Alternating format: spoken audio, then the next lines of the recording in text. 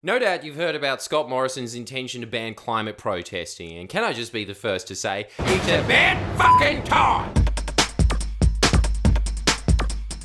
No, obviously that wouldn't be a good thing. How else would Neil Mitchell get fat heat on Facebook without owning climate cucks? But I think this talk on banning climate protests is all a decoy, right up there with the world's greatest decoy, fake mustaches. Because while everyone's talking about protesting being a vital artery of democracy, they're not noticing that Scott Morrison is going for democracy's fucking jugular.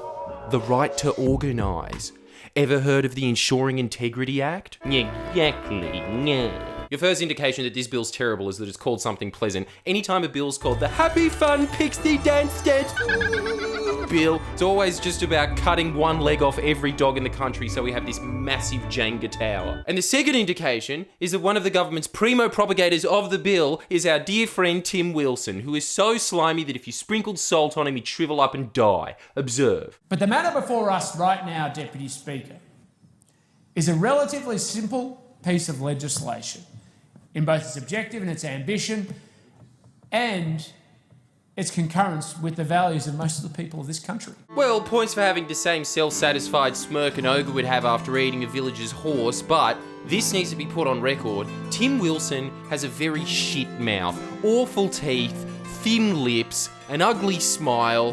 Get collagen. It's better to look like a duck than a fuck. I don't know why you're so against it. I love making fun of people's appearances. It's so petty. I know, that's what's so good about it. It's very childish.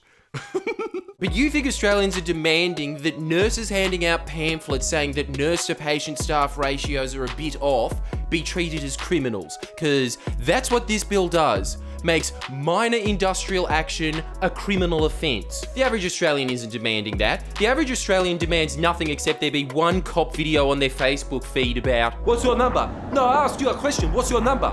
No, you have to tell me." Doesn't a cop have to give out their number if someone asks? The simple proposition that if you're a union official seeking to represent others in the industrial capacity, that somehow you may be expected to adhere to the law. And if you do not adhere to the law, there is a pathway for disqualification in exactly the same way we look at it for things like company directors who are custodians of other people's money in pursuit of opportunity. Damn, that is a level of selective reporting that would put a current affair to shame. There's a similar law to people who offer financial advice. Oh, is there, oh mighty living, breathing stonks guy? What about the rest of the financial sector? In fact, what about the rest of the corporate sector? No, let's not get pedantic. Let's go after the big fish. Volunteers. Clearly they're in it for the money. The Liberals keep trying to paint the average union member as some dirty biker meth dealer, which honestly I wish they were. Then they'd have the money to counteract Clive Palmer's ads in the last election, but unfortunately, the average union member is some mum who works at Shell Harbour Hospital. They're 46 and a nurse. You know how many bankers would be in jail if they put the same regulations they're trying to put on nurses who volunteer for their union? All of them! But oh no. Kosovo car dealer here envisions a world where Margaret announces, "I made a cake for you girls." Bribery? What? Oh, and it's carrot cake.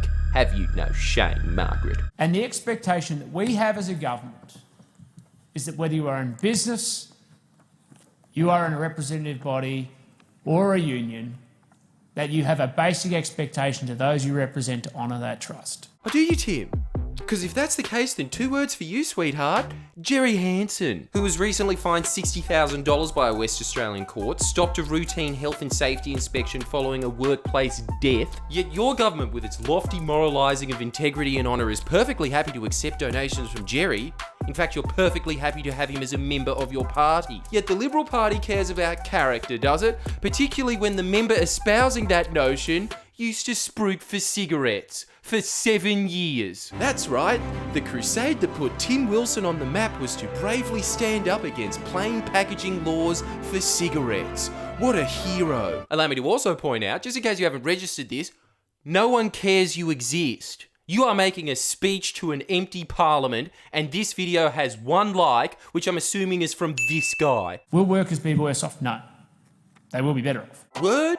And how's that? How's violating freedom of association as defined by international law going to make workers better off? How's denying unions the right to inspect the safety of work sites, which we know from your meddling in the construction industry causes deaths to skyrocket, good? Being dead is how you define better off, is it? Yeah, because heaven might exist. Oh, Bob Ross, nice. Would it help workers if an entire industry's union was deregistered? You know what deregistered means? Shut down.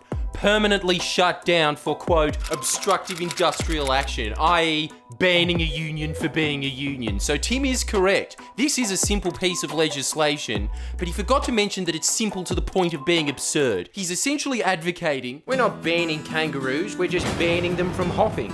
No, that was a hop. You were warned. Remember James Hardie? The company that was knowingly exposing workers to lethal amounts of asbestos years after they knew it was lethal, and then when their former employees started dying horrible, tragic, slow deaths, they moved all of their assets offshore so they didn't have to pay them compensation. It was the unions that fought James Hardie. It was the unions that forced James Hardie to pay its workers, while vile creatures in the Liberal Party like Julie Bishop were acting as defence attorneys for the asbestos industry. And now Smoking Joe Camel, who belongs to that same party, has the gall to lecture the union movement about honour. Well, Timmy boy, why don't you lead by example, hey? Why don't you start smoking a pack a day with asbestos filters at the end? Isn't that the first code of honour? To live by your word? In fact, let me put it to you, and you're going to hate this, Tim, in plain packaging. If this law existed during the James Hardie scandal, unions would have been so heavily handcuffed that James Hardie would have gotten off scot-free. Their workers would have been left to die without money to cover their hospital bills, and that's Tim Wilson's bright future for Australian industrial relations. Well, remember last week when I told you to dislike the 75th anniversary of the Liberal Party? Look at that beautiful ratio. The amount of likes is so small that it barely takes up a pixel. So thank you so much for making the editor of that video second guess his life. I didn't think my mixing was that off. Oh well, live and learn. You know what would be an even better way to celebrate the diamond anniversary of the Liberal Party? Killing off the bill they want most to pass. Everyone who disliked that video, you have no excuse not to write a letter to the crossbenchers. This website makes it just as easy as pressing the dislike button. It'll take a few seconds out of your life, and it could honestly save thousands of lives. That's what's at stake here, and if you really want to piss off the Liberal Party, join your union. No, I'm not paid to say that despite BuzzFeed's best efforts to paint it as such. As an employer, it's not even in my interest to say that. I say it because unlike Tim Wilson, I have a conscience. I understand that if we don't have a strong union movement, we don't have a democracy. So please send this letter. Pay your union fees, you filthy scab. And most important of all, come see my show live in Sydney and Hobart. And like the video. There you go, 4 things to do. Simple. Please share and comment below. Comment. Oh, Bob Ross, nice.